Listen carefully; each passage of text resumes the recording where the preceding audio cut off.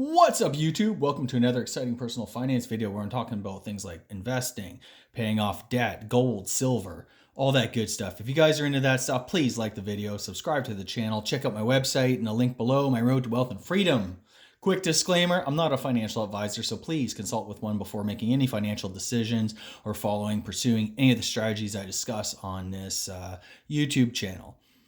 Okay, where do I begin? Okay, so gold's had a bit of a seesaw ride.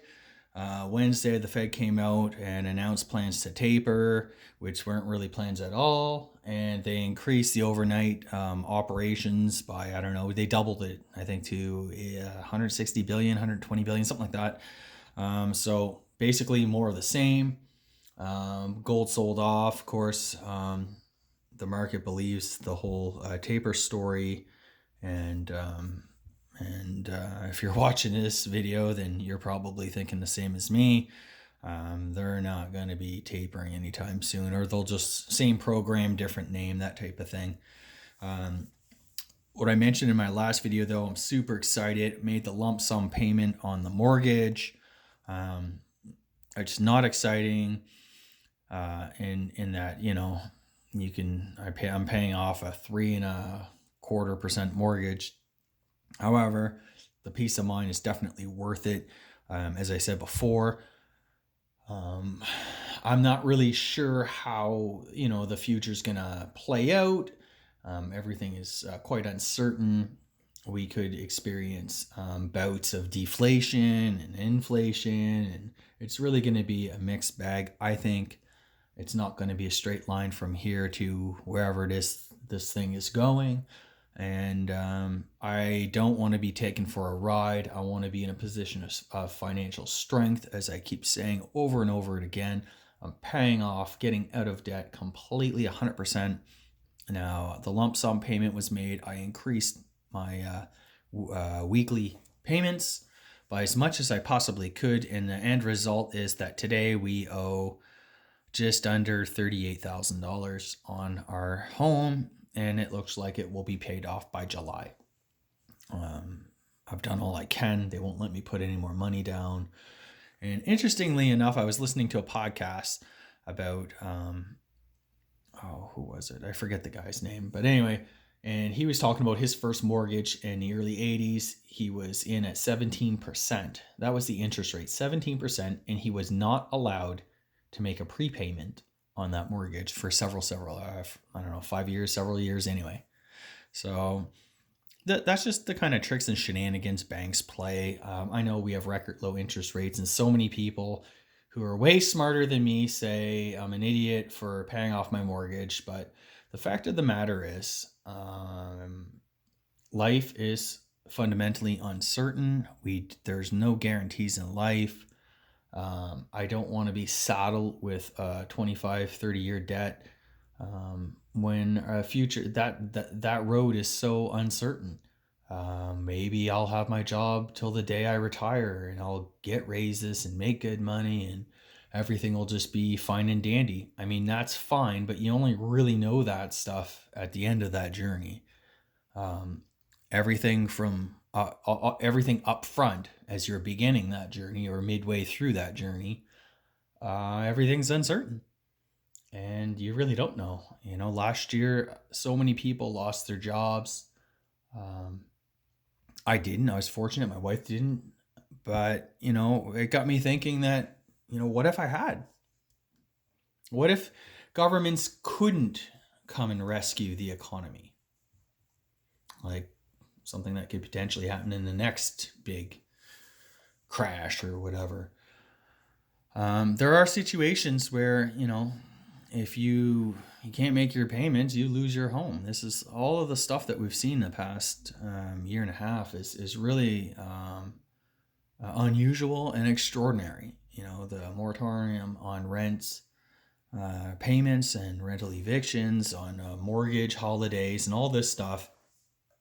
They've really done their best and kind of pulled out all their big guns and done everything they can to kind of keep everything going.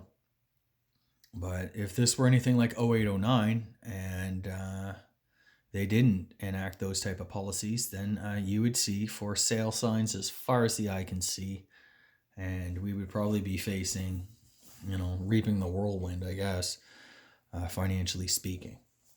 So my point is that there's huge risk. Just look at the market gyrations day to day, week to week, month to month, year to year. There's all sorts of risks out there, and I think it's people are just crazy to think that if you have a huge mortgage or any mortgage, it's okay for 25, 30 years. And there will be no hiccup in your plan. There will be, it'll all just be smooth sailing. So I made the choice, along with my wife, that we want to be completely debt free. We don't want to be victims. We don't want to be subject to the vagaries of the employment market or the economic cycle or long-term debt cycle or any of that stuff. We want to be free and clear of everything. And that's why we made that choice and decision. And I don't really care how much money I potentially left on the table. That solid financial foundation, that security that I feel now, is priceless.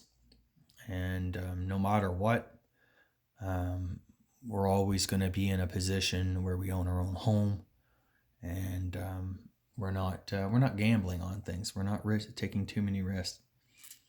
This, ironically enough, this is exactly the time that people should be like, de-risking. They should be saving. They should be, paying down debt, getting out of debt. And what we're seeing is the exact opposite. Everyone's gambling. Everyone's, taking their free government money and throwing it into, whatever meme stock or crypto or whatever, or buying houses at nosebleed levels, massively overbidding the regular list price. And it's just, there's going to be a lot of regret. There's going to be a lot of remorse. These things never do end in a happy way. I'm just hoping that when the music stops and there's a rush to the exit, I'll be there waiting in a financially sound position, and I'm able to pick up bargains like never before. So a couple reasons why I'm doing that. So in honor of celebrating that big mortgage payment, I did something that I hadn't planned on doing, but it's fall and I'm getting all emotional. So I decided to pick up, another one of these bad boys. Picked up another 1 ounce gold maple leaf. And just adding that little bit more of insurance, a little bit more peace of mind to everything that's been going on. What the hell? I deserve it, right? Don't we all? So I wish you all well. I hope you guys are all on board and you're doing well. I was also thinking about food security lately. I'm wondering about if there's like a farmer's co-op or something like these, something that I can buy into that will like secure food source. Anyway, just wondering your thoughts on that. If you guys get any ideas. I mean, I live in a city. I do have like land. I'm in a suburb, but we don't have a ton of land. It's not like I can, dabble in some gardening and that. It's not like I got a couple acres to play around with. But I was sort of thinking about, farmland. Right now, I'm not in a position to make a big investment like that, and I don't really want to jump into debt for a non-productive piece of land. And I just wouldn't. Right now, land prices are through the roof, even for farmland, especially for farmland. So it's unlikely I'd be able to get one for any kind of a bargain. And then if I rented it out, I wouldn't get like the rent I'd get for someone else farming the land wouldn't be enough to cover the carrying costs. So it's just an expense essentially right at this point. So that's why I am stepping back. I'm not doing anything like that. I hope that property prices, land prices will have a fairly large correction. And if that is the case, I will certainly be willing to, even if I have to take a small mortgage or whatever to acquire a premium piece of farmland. That to me is something that is worth its weight in gold. So things like that. But in the meantime, it's just sort of toying with the idea. I wonder if there's any farmer co-ops, or if you could, kind of buy direct, just to kind of secure a bit of food source. Might be a great business idea if there's not one already in existence. But that type of thing. We're seeing prices. This inflation is not abating anytime soon. Especially with the Fed keeping their policy basically on hold. They're talking about tapering in November, but who knows where we'll be in November. Certainly if markets sell off in a big way, there's no taper in sight. So anyway, just some ideas there, just some thoughts. Nothing too exciting. Now that I've got that lump sum payment out of the way, I'm no longer quote unquote saving for to make that big mortgage payment. I am stockpiling some more cash, though. It's always good to have a bit of liquidity on hand, cover your couple months' bills. It's also good to kind of have some long-term savings in the form of gold and its little brother silver, which is actually taking a hammering lately. Gold's about $17.50. Silver, I think last I checked, it was under $23. So might be a good time to kind of pick up a few ounces, although I think the premiums on silver are still quite high. Might be as much as 30% or something like that. The gold I picked up, it was under 5%, so not too bad at all. Definitely gold and silver really aren't getting the love lately. They haven't been. There's all sorts of excuses. I feel like in a way it's kind of like a gold bug saying, there's like, when will prices go up? When will prices go up? It's funny. All these other sectors are just soaring, and everybody's having a party, except for precious metals investors. They're just left scratching their heads, saying, like, what's happening here? What's wrong? Like, gold should be around $2,200 an ounce, and silver should be $50 or whatever, but it's just not happening. And there's a few explanations for that. Market manipulation, price suppression. Mainstream media doesn't really cover it a whole lot. Bitcoin and other crypto, it's sort of stealing the thunder from gold and silver. Although just this morning, the Chinese government came out and cracked down on all crypto transactions. They've made them illegal. Does not bode well for things like Bitcoin and Ethereum. But that got me thinking, I remember back in June, Brazil, they bought, 40, 50, 80 tons of gold, physical gold. Their central bank did. And, the China cracked down on crypto, and just, Brazil is a big trading partner with China and stuff like that. And I almost wonder if they're, behind the scenes, people are giving the nod and the wink that, you do want to pick up some physical gold. If you want to do business with China in the future or whatever, just to kind of, limit counterparty risk and stuff. I know Brazil and China signed this big trade deal last year or something like that. But and I was just kind of wondering if there's, what's going on behind the scenes. Of course, we'll never know these things, and I don't want to delve into like crazy conspiracy theories, but I just do find it interesting now. And of course, China, they didn't outlaw gold. In fact, they've encouraged their citizens to buy gold. They hold a lot of gold, and some have speculated and inferred and, done the analysis, and they suspect China holds as much as, 20,000 ounces, whereas the U.S. claims to have 8,000. Anyway, just kind of all these kind of interesting side notes that I'm just sort of, slowly picking up.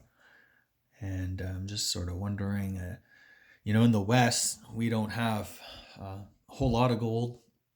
Hardly anybody collects it. In fact, I probably never would have gotten into, precious metals as much as I have, were it not for I've been a lifelong coin collector, so I do know about gold coins and silver coins and all that good stuff. But the average guy in the street, they have no clue whatsoever, and it's a real shame. I do feel, if nothing else, we're headed for a rocky future. And I keep saying this; it sound like a broken record almost, but no one seems to really, they're not really picking this stuff up. And we're seeing inflation at the gas pump. We're seeing inflation when we get our insurance renewals. We are seeing inflation, especially in food. We're seeing inflation with, even consumer items and stuff. So I really do think, this inflation wave is going to keep on going. Especially with the price of crude. Crude's what, $73 a barrel or something today. That's an input cost to everything: farming, manufacturing, trucking, all shipping, all sorts of stuff. Um, and those high prices eventually get filtered through the system. So I do feel that, people are probably underinvested in commodities. They certainly don't own anything physical like gold or silver. Probably the closest thing to gold that most people have is maybe some, jewelry or wedding ring, that type of thing. But it would just be worthwhile, even to hold a small percentage. And I don't even have that much. I don't even think I'm at 2.5% or something like that, 2% of my total net worth in physical gold, or silver, I guess. And I estimate my net worth to be about 2.5 million, maybe. So even I don't have that much gold, silver. I look at it as insurance, not so much an investment. I am really concerned after what I saw last year with all the money printing and all the chaos that happened last year. I got really concerned with my family's standard of living. We have a pretty decent life, we have decent jobs, and we'd say we're firmly middle class, maybe kind of slightly upper middle class. I do not want to see our standard of living decline, and it's a big reason why I'm stacking some metal. I do want to preserve our purchasing power and preserve the things that we've worked our entire lives up to this point for. I don't want to lose my home. I don't want to, my family to suffer and have to really cut back, as it is. We got small kids and that, and they're insanely expensive. And I do realize that a lot of this stuff that's going on is going to result in, the poor getting poorer, and a lot of people in the middle class, taking a step down. Maybe they won't go below the poverty line. But even if you're upper middle class and you end up in the lower middle class or middle to poverty, or like what, these are real things that happen. My parents, they grew up in the 70s and it was really tough. They kind of started in the workforce at that time, and, they went out of their way to pay off their home and to live a debt-free life, because they really struggled, and I saw it. And their parents they grew up in the Depression, where you never wasted food, where people grew their own food, and even my grandmother, I remember in the like mid '90s and that, she was her neighbor still had this massive backyard garden, and he would always come over and give her some tomatoes or cucumbers or whatever. Even those people, that generation of the Depression, and that they understood the value of things that we take for granted every day, like something as simple as food.